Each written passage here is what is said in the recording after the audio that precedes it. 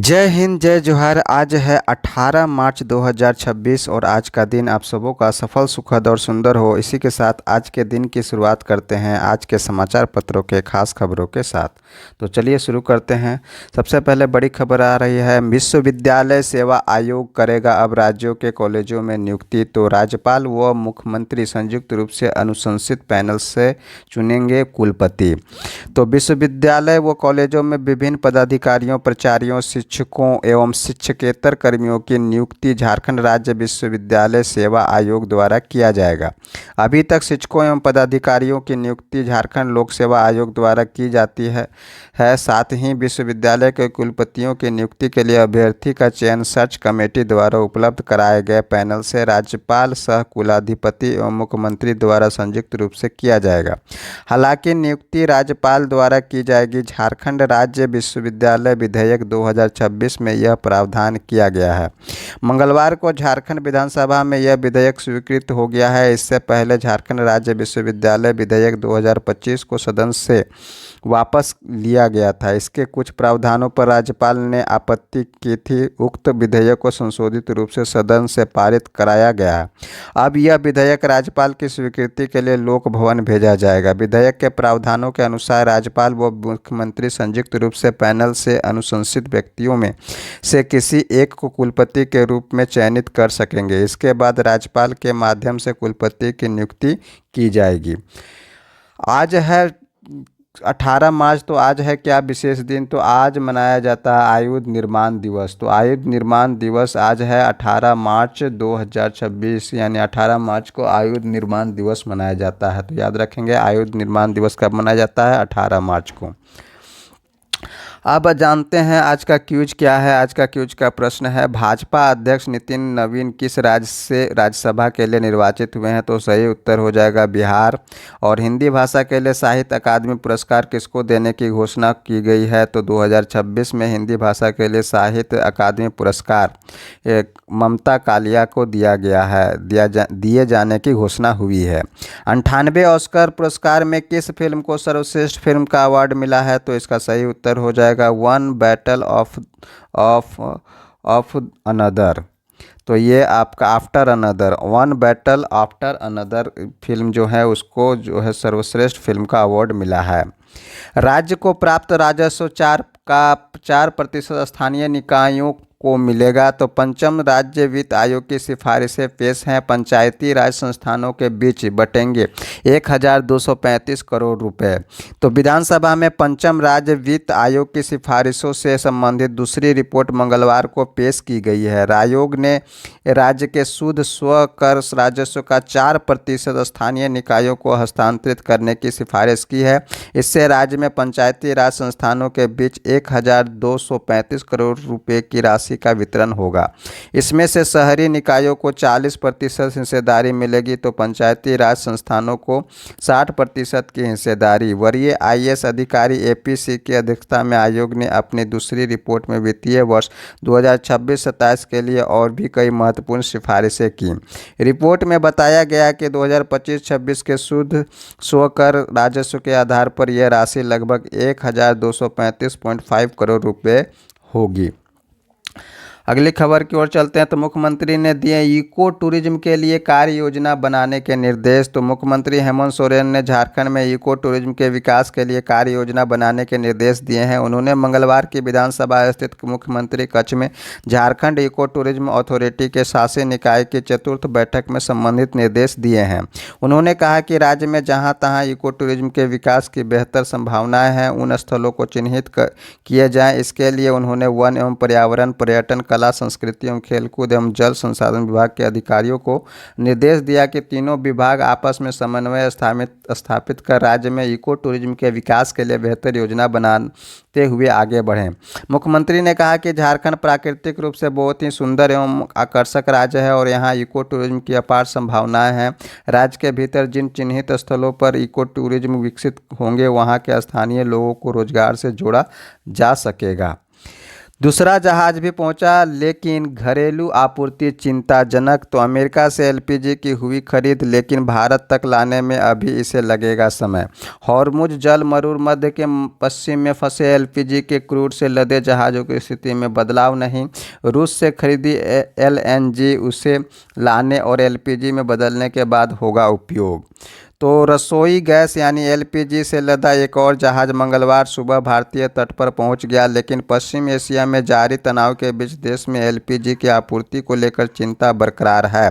सरकार के विभिन्न मंत्रालयों की ओर से आयोजित एक उच्च स्तरीय प्रेस वार्ता में साफ संकेत दिए गए हैं कि मौजूदा हालात अभी स्थिर नहीं है और अगले कुछ दिनों में बाहर से एलपीजी टैंकर भारतीय रिफाइनरियों तक नहीं पहुंचे तो आने वाले दिनों में संकट और बढ़ सकता है। पेट्रोलियम एवं प्राकृतिक गैस मंत्रालय के संयुक्त सचिव सुजाता शर्मा ने मंगलवार को 2 बार कहा कि देश में एलपीजी की स्थिति चिंताजनक बनी हुई है, लेकिन किसी भी वितरक के यहां स्टॉक खत्म नहीं हुआ है। राज्य को उपलब्ध कराया वाणिज्यिक एलपीजी स्टॉक, वहीं पर फौरन मिलेगी पीएनजी पाइपलाइन बिछाने के प्रस्ताव को मंजूरी। वहीं पर ईरान के सुरक्षा प्रमुख अली लारिजानी व जनरल गुलाम रेजा की मौत का दावा। अमेरिकी, इजरायल और ईरान के बीच सैन्य संघर्ष के 18वें दिन ईरान को तगड़ा झटका लगा है। इजरायल ने दावा किया कि सोमवार रात भर चली हवाई कार्रवाई में ईरान के सुरक्षा प्रमुख अली लारिजानी और अर्धसैनिक बसीज फोर्स के कमांडर जनरल गुलाम रेजा सुलेमानी मारे गए हैं। ईरान की तरफ से आधिकारिक तौर पर केवल सुलेमानी के मारे जाने की पुष्टि की गई है।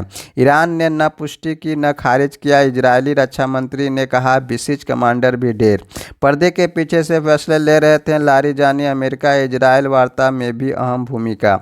ईरान से नहीं था खतरा कहकर ट्रंप के अधिकारी जोसेफ ने दिया इस्तीफा। तो ईरान के खिलाफ अमेरिकी हमले से नाखुश शीर्ष अमेरिकी अधिकारी अपने पद से इस्तीफा देकर खलबली मचा दी है।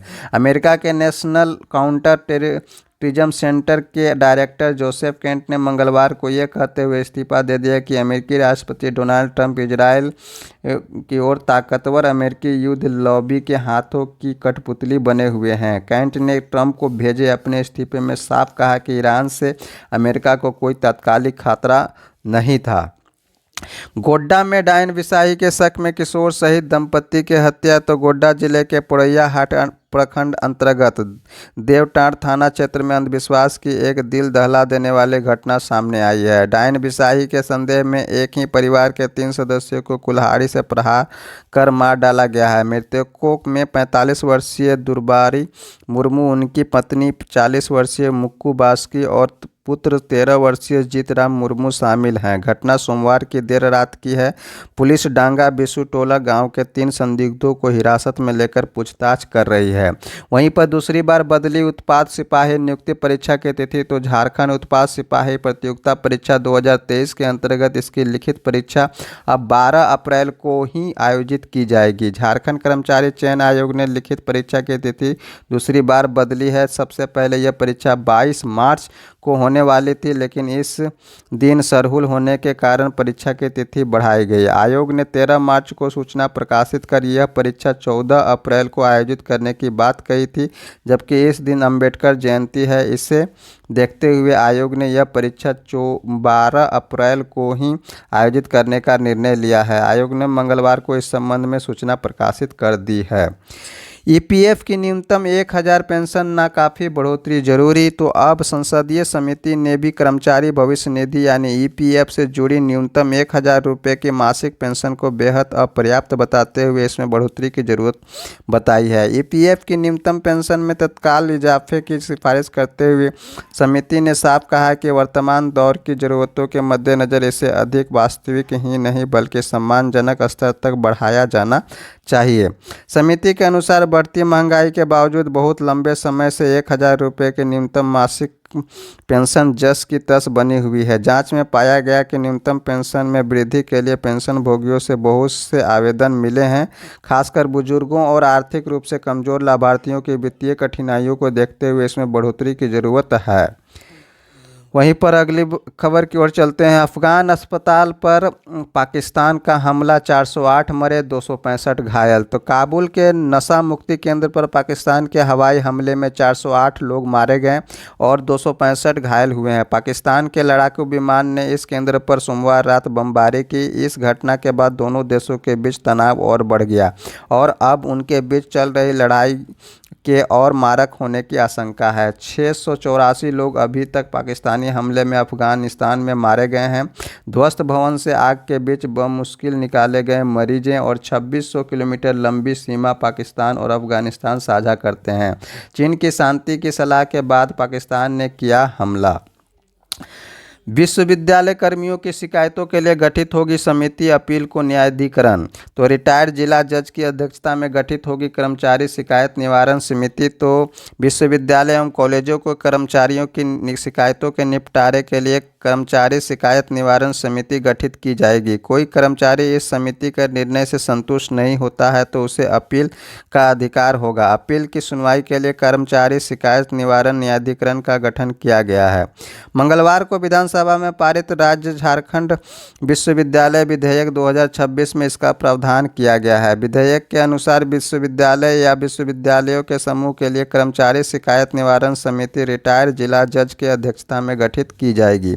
वहीं राज्य स्तर पर गठित होने वाले कर्मचारी शिकायत निवारण न्यायाधिकरण में उच्च न्यायालय के सेवानिवृत्त न्यायाधीश अध्यक्ष के पद पर नियुक्त होंगे। उच्च न्यायालय के न्यायाधीश बनने के लिए योग्यता रखने वाले व्यक्ति भी इसका अध्यक्ष हो सकते हैं।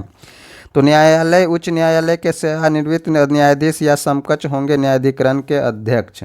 शिकायत निवारण समिति और न्यायाधिकरण की होगी ये शक्तियां। तो सुनवाई के लिए किसी व्यक्ति को बुलाना, साक्ष्य के रूप में प्रस्तुत किए जाने योग्य किसी दस्तावेज या अन्य भौतिक वस्तु की खोज एवं प्रस्तुति, शपथ पत्र, साक्ष्य पत्र प्राप्त करना, सार्वजनिक अभिलेखों की मांग, गवाहों के जांच के लिए कमीशन जारी करना, अपने निर्णयों, निर्देशों और आदेशों की समीक्षा करना आदि शामिल है। होम डिलीवरी के दावे फेल, गैस सिलेंडर लेने को दिखी लंबी कतारें। तो शहर की गैस एजेंसियों के बाहर पसरा सन्नाटा, वितरण स्थलों पर जुटी उपभोक्ताओं की भीड़। गैस नहीं मिलने पर कई उपभोक्ता खाली हाथ लौटे, सड़क जाम की स्थिति उत्पन्न। शहर में इन दिनों एलपीजी गैस को लेकर गंभीर संकट की स्थिति बनी हुई है। एक ओर एजेंसियों द्वारा होम डिलीवरी का दावा किया जा रहा है, वहीं दूसरी ओर जमीनी हकीकत कुछ और ही नज़र आ रही है। एजेंसियों के बाहर सन्नाटा है, लेकिन जहां जहां गैस वितरण हो रही है वहां लोगों की भारी भीड़ उमड़ रही है। हालात ऐसे हैं कि उपभोक्ताओं को घंटों लाइन में लगने के बाद भी गैस सिलेंडर नहीं मिल पा रहा है। वासंतिक नवरात्र कल से अमावस्या में ही आरंभ होगा भारतीय नववर्ष। तो ऋतुओं के संधि काल में मां आदि शक्ति की आराधना, साधना, उपासना और व्रत कर शक्ति संचयन करने का महापर्व वासंतिक नवरात्र 19 मार्च से आरंभ हो रहा है। उदया तिथि में अमावस्या होने के कारण चैत्र शुक्ल प्रतिपदा तिथि का क्षय है। हालांकि सूर्योदय के कुछ देर पश्चात ही प्रतिपदा आरंभ हो जाएगी। फिर भी भारतीय काल गणना पद्धति के अनुसार पूरे दिन प्रतिपदा होने के बाद भी अमावस्या तिथि ही मानी जाएगी। इस प्रकार इस बार अमावस्या तिथि में उपस्थित प्रतिपदा में ही घर घर में कलश स्थापना होगी और 9 दिवसीय व्रत अनुष्ठान आरंभ हो जाएंगे। चैत्र शुक्ल प्रतिपदा से प्रारंभ होने वाला हिंदू नव वर्ष विक्रम संवत 2083 भी पिछले संवत्सर की अमावस्या में ही 19 मार्च से आरंभ होगा। काशी हिंदू विश्वविद्यालय के ज्योतिष विभाग के पूर्व अध्यक्ष प्रोफेसर विनय कुमार पांडे ने बताया कि प्रतिपदा का क्षय होने के बाद भी नवरात्र पूरे 9 दिनों का है। उपलब्धि। तो पतरातू थर्मल की 800 मेगावाट की दूसरी यूनिट ग्रिड से जुड़ी। तो झारखंड राज्य ऊर्जा स्वावलंबन की दिशा में एक कदम और आगे बढ़ गया। Patratu super thermal power project यानी फेज 1 के तहत स्थापित दूसरी 800 मेगावाट क्षमता वाली इकाई को मंगलवार को सफलतापूर्वक ग्रिड से जोड़ दिया गया। मंगलवार की सुबह 8:31 में इस इकाई को विद्युत ग्रिड से जोड़ा गया। यह परियोजना की प्रगति की दिशा में बड़ी उपलब्धि मानी जा रही है। इससे आने वाले समय में क्षेत्र की बिजली उत्पादन क्षमता में उल्लेखनीय वृद्धि होगी। इस मौके पर पीयूएनएल के सीईओ एके सहगल मुख्य रूप से उपस्थित थे। एके सहगल ने पीयूएनएल व बीएचएल टीम की सराहना करते हुए कहा कि परियोजना से जुड़े इंजीनियरों, अधिकारियों और कर्मियों ने कई तकनीकी और संचालन संबंधी चुनौतियों का सामना किया और उसे आसानी से दूर किया। वहीं अगली खबर की ओर चलते हैं तो अफगानिस्तान पर एयर स्ट्राइक, हथियार खत्म करने का दावा नापाक पाकिस्तान, अस्पताल पर गिराए गए बम और 400 की मौत। तो पाकिस्तान और अफगानिस्तान के बीच सीमा विवाद भीषण रक्तपात में बदल गया है। पाकिस्तान की वायुसेना ने सोमवार रात भर अफगानिस्तान के काबुल और नगरहार प्रांतों में भीषण हवाई हमले किए। तालिबान सरकार का दावा है कि पाकिस्तानी बमवर्षक विमानों ने काबुल में एक पुनर्वास अस्पताल, नशा मुक्ति केंद्र को निशाना बनाया, जिसमें 400 से अधिक लोगों की मौत हो गई और 250 से ज़्यादा घायल हो गए। जेटेट अभ्यर्थियों पर लाठीचार्ज का मामला, विधानसभा में पक्ष और विपक्ष आमने सामने। युवाओं पर लाठीचार्ज करना गलत कहना है मरांडी का। वहीं जेटेट के लिए 31 तक मिला है समय, कहना है सुदीपिका। तो बाबूलाल मरांडी बोले, व्यवस्था में सुधार के नाम पर कुछ नहीं हुआ। तो झारखंड विधानसभा के बजट सत्र में मंगलवार को जेटेट अभ्यर्थियों पर हुए लाठीचार्ज का मुद्दा जोरदार तरीके से उठा। नेता प्रतिपक्ष बाबूलाल मरांडी ने सदन में इस मुद्दे को उठाते हुए सरकार को घेरा। उन्होंने कहा कि अपनी जायज मांगों को लेकर शांतिपूर्ण प्रदर्शन कर रहे युवाओं पर लाठी बरसाना बेहद दुर्भाग्यपूर्ण है। नेता प्रतिपक्ष ने कहा कि राज्य में पिछले 6 वर्षों से एक ही सरकार है, लेकिन व्यवस्था में सुधार के नाम पर कुछ नहीं हुआ। उन्होंने सवाल उठाया कि सरकार आखिर कब तक पिछली सरकार को दोष देकर पल्ला झाड़ती रहेगी। मरांडी ने कहा कि अगर सरकार समय पर परीक्षाओं का आयोजन नहीं करेगी तो युवाओं के पास सड़क पर उतरने के अलावा कोई विकल्प नहीं बचेगा। विधायक समीर मोहंती के असंसदीय शब्द पर जमकर हंगामा हुआ। वहीं पर झारखंड विधानसभा के बजट सत्र में मंगलवार को असंसदीय भाषा के प्रयोग को लेकर जोरदार हंगामा हुआ। मौके पर विधायक नीरा यादव ने विधायक समीर मोहंती के बयान पर आपत्ति जताते हुए इस मामले को सदन में उठाया। कहा कि विधानसभा की कार्यवाही देखने को लेकर दर्शक दीर्घा में स्कूली बच्चियां आती हैं, ऐसे में विधायक समीर मोहंती की ओर से असंसदीय शब्द का प्रयोग करना अनुचित है। भाजपा विधायक ने वेल में पहुंचकर किया विरोध प्रदर्शन। वहीं पर संसदीय कार्य मंत्री राधाकृष्ण किशोर ने क्षमा मांगी तो समान हुई कार्यवाही। डिजिटल क्रॉप सर्वे में लोहरदगा जिला अव्वल। तो पहल, किसानों की डिजिटल आईडी तैयार करने की दिशा में बड़ा कदम है क्रॉप सर्वे। तो झारखंड राज्य में डिजिटल क्रॉप सर्वे तेजी से आगे बढ़ रहा है, लेकिन राज्य के 24 जिलों में से 14 जिलों में अभी तक 50% भी सर्वे का काम पूरा नहीं हो पाया है। आंकड़ों के अनुसार पश्चिम सिंहभूम, दुमका, गिरिडीह और जैसे कुछ जिलों में सर्वे की प्रगति अपेक्षाकृत धीमी है। इसमें सबसे खराब प्रदर्शन पश्चिमी सिंहभूम का जिला है। उस जिले में अब तक मात्र 5.85% प्लॉट का ही सर्वे हुआ है। वहीं खूंटी में 16.03%, गिरिडीह में 23.61% व दुमका में 18.84% प्लॉट का सर्वे हुआ है। वहीं बात करें 24 जिलों की तो अभी तक 14 जिले ऐसे हैं जहां 50% भी सर्वे का काम पूरा नहीं हो पाया है। वहीं लोहरदगा जिला राज्य में पहले स्थान पर है, जबकि देवघर दूसरे और धनबाद तीसरे स्थान पर पहुंच गया है। इस सर्वे के माध्यम से पूरे राज्य में खेतों, फसलों और किसानों से जुड़ा सटीक डिजिटल डाटा तैयार किया जा रहा है, जिससे भविष्य में कृषि योजनाओं को बेहतर तरीके से लागू किया जा सके। अगली खबर की ओर चलते हैं तो बदलती तकनीक और वर्तमान कार्यप्रणाली के कारण कई पद अप्रासंगिक व अनुपयोगी हो गए हैं। तो जल संसाधन विभाग ने 2727 पद सरेंडर किए। तो जल संसाधन विभाग ने प्रशासनिक दक्षता और पदों के युक्तिकरण यानी रेशनलाइजेशन की दिशा में कदम उठाते हुए 2727 पदों की प्रत्यार्पित यानी सरेंडर कर दिया है। विभाग ने इससे संबंधित संकल्प जारी कर दिया है। सरकार के अनुसार बदलती तकनीक और वर्तमान कार्यप्रणाली के कारण कई पद अब अप्रासंगिक और अनुपयोगी हो गए हैं। वहीं पर मेटा ला रहा है नया फीचर, टेक्स्ट से लेकर वीडियो तक पहचानने की तैयारी। तो असली नकली कंटेंट का फ़र्क बताएगा एआई। तो आज की डिजिटल दुनिया में आर्टिफिशियल इंटेलिजेंस ने कंटेंट बनाने के तरीकों को पूरी तरह बदल दिया है। सोशल मीडिया से लेकर न्यूज प्लेटफॉर्म तक हर जगह एआई जनरेटेड टेक्स्ट, फोटो और वीडियो की बाढ़ सी आ गई है। ऐसे में सबसे बड़ा सवाल यही है कि जो हम देख और पढ़ रहे हैं वो असली है या मशीन से तैयार किया गया है। इसी बढ़ती चुनौती के बीच टेक दिग्गज मेटा ने एक अहम कदम उठाया है। कंपनी अपने प्लेटफॉर्म में एक नए एआई डिटेक्टर फीचर को जोड़ने की तैयारी कर रही है। हरीश राणा की इच्छा मृत्यु की प्रक्रिया तेज, अब पानी देना भी किया बंद।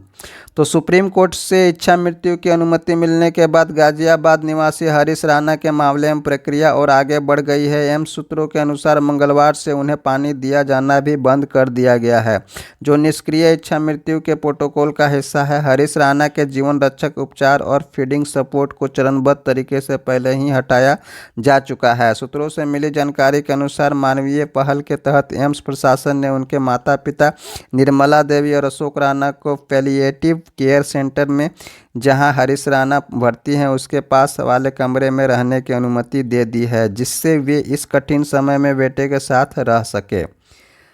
सीने पर पिस्टल रखकर बनवा रहा था वीडियो, गोली चलने से मौत। चचेरे भाई की लाइसेंसी पिस्टल को सीने पर रखकर वीडियो बनवाते समय अचानक गोली चलने से युवक की मौत हो गई। घटना का 20 सेकंड का वीडियो इंटरनेट मीडिया पर प्रसारित हो रहा है। पुलिस ने पिस्टल व 10 कारतूस जब्त कर लिए हैं। न्यू अशोकनगर थाना पुलिस ने केस दर्ज किया है। मृतक के चचेरे भाई हिमांशु को हिरासत में लेकर पुलिस पूछताछ कर रही है। सफ़ेद पोस्ट नेटवर्क ध्वस्त होने पर जैश ने फिर रची हमले की साजिश। तो अब जिहादी मानसिकता वाले वो आर्थिक रूप से कमज़ोर युवकों की कर रहा था भर्ती। तो गाजियाबाद में पकड़े गए नए मॉड्यूल में आईएसआई के मदद से जैश ने जोड़े 150 से अधिक युवक। गाजियाबाद में पिछले हफ्ते 6 आतंकियों की गिरफ्तारी में पाकिस्तानी आतंकी संगठन जैश-ए मोहम्मद की अल फलाह के सफ़ेदपोश आतंकी नेटवर्क बाद के एक और बड़ी साजिश सामने आई है। फरीदाबाद की अल फलाह यूनिवर्सिटी में कट्टरपंथी डॉक्टरों का आतंकी मॉड्यूल पकड़े जाने के बाद जैश ने फिर से देश में बड़े हमले की साजिश रची है। आईएसआई के सहयोग से उसने जासूसी और अन्य गतिविधियों के लिए 150 से अधिक युवकों का स्लीपर सेल तैयार किया है। उधर एसीपी मोदी नगर भास्कर वर्मा के मुताबिक पकड़े गए 6 आरोपितों का 7 दिनों का रिमांड स्वीकृत हुआ है। पुलिस इन्हें जेल से रिमांड पर पूछताछ के लिए लेकर आएगी। इजराइल और ईरान ने इजराइल यूएई पर बढ़ाए हमले, लेबनान में भीषण हुई लड़ाई। तो यूएई के फुजैरा तेल ढांचे पर 4 दिन में तीसरी बार हमला, लगी आग। इजरायली सेना ने लेबनान के हिजबुल्लाह के हथियार भंडार पर किया हमला। अमेरिका, इजराइल और ईरान के बीच चल रहे युद्ध के 18वें दिन ईरान ने इजराइल को निशाना बनाते हुए मिसाइल और ड्रोन हमलों की नई खेप लॉन्च की। तो इजराइल ने भी ईरान और लेबनान में हिजबुल्लाह के ठिकानों पर हमले किए। ईरान ने खाड़ी के पड़ोसी देशों के ऊर्जा ढांचों पर हमला किया। राइटर के अनुसार यूएई के फुजैरा तेल ठिकाने समेत अमेरिकी सैन्य अड्डों पर ईरानी हमले जारी रहे। 4 दिनों में तीसरी बार फुजैरा तेल ढांचे पर हमले हुए। इंटरसेप्ट की गई ईरानी मिसाइल का मलबा अबू धाबी के बानी यास क्षेत्र में गिरा, जिसकी चपेट में आने से एक व्यक्ति की मौत हो गई। वहीं पर मोज्तबा ने ठुकराया युद्ध विराम प्रस्ताव, कहा अमेरिका इजराइल पहले हार माने। तो अमेरिका और ईरान के बीच तनाव कम कराने की कूटनीतिक कोशिश फिलहाल बेअसर होती दिख रही है। ईरान के नए supreme leader ayatollah Mojtaba Khamenei ने अमेरिका के साथ तनाव घटाने या युद्ध विराम से जुड़े प्रस्ताव को ठुकरा दिया है। एक वरिष्ठ ईरानी अधिकारी के अनुसार यह प्रस्ताव 2 मध्यस्थ देशों के जरिए तेहरान पहुँचाए गए थे, लेकिन खामेनेई ने स्पष्ट कर दिया कि जब तक अमेरिका और इजराइल को घुटने पर नहीं लाया जाता तब तक शांति पर बातचीत का समय नहीं है। तो ये था आज के समाचार पत्रों के खास खबर। तो हर रोज के समाचार पत्रों के खास खबर जानने के लिए हमारे चैनल के साथ जुड़ें। हमारे चैनल का नाम है शंकर बेदिया क्लासेस, जिस पर आप जेपीएससी की अध्यायवार वीडियो भी देख सकते हैं, जहां पर आप अपनी तैयारी को बेहतर बना सकते हैं। मिलते हैं नेक्स्ट वीडियो में, तब तक के लिए जय हिंद, जय जोहार।